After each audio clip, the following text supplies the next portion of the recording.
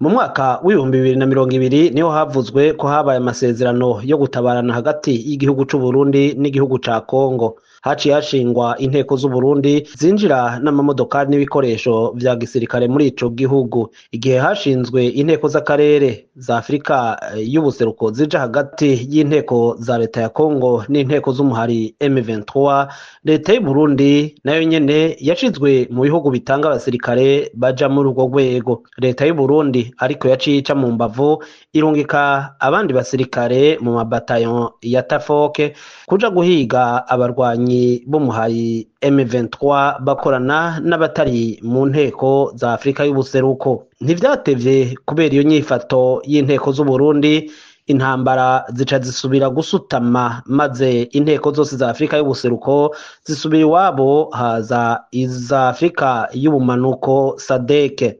Ariko iz'Uburundi zagumanye n'iza SADC mu nteko za Afrika y'ubumanuko, kandi Uburundi butarimwo muri iryo shirahamwe. Mu mpera z'umwaka w'ibihumbi 2023 inteko z'Uburundi zararashwe bikomeye ku birindiro vyazo, mbere bamwe baratabaromoka. Abacitse kw'icumu bagizwe imbohe n'umuhari M23.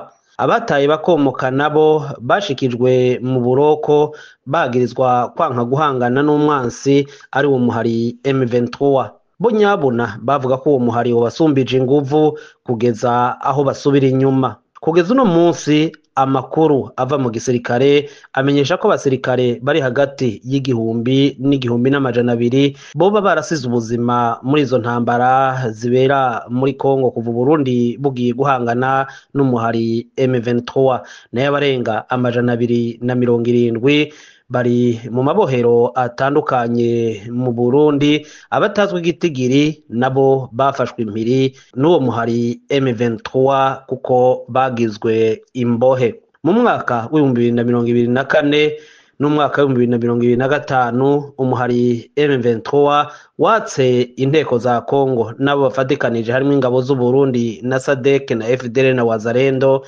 ibice bikomakomeye vy'igihugu ca Kongo mu buseruko nk'igisagara ca Goma na Bukavu.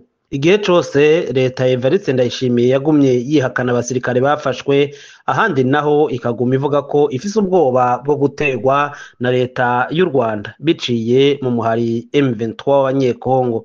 Muri kino gihe M23 isaba leta y'u Burundi gukura ingabo z'u Burundi muri Kongo nk'uko SADC yabikoze. Leta y'u Burundi gushika ubu akaba ataco iravuga muri iyo ntumbero, ahubwo ikabiguma itegura ibitero bikomeye ku muhari M23 na twigwaneho. Ku ruhande rw'amategeko, irungikwa ry'inteko z'u Burundi mu gihugu ca Kongo rihonyanga ibwirizwa shingiro rya Repubulika y'u Burundi ryo mu mwaka wa 2018 mu ngingo z'amajana 255, amajana 256 n'amajana 257 zivuga ko inteko z'u Burundi kugira ngo zije mu mahanga, inama nshingamateka na nkenguzamateka zibanza kuvyemeza kandi basuzumye neza inyungu z'u Burundi ziri muri iyo ntambara.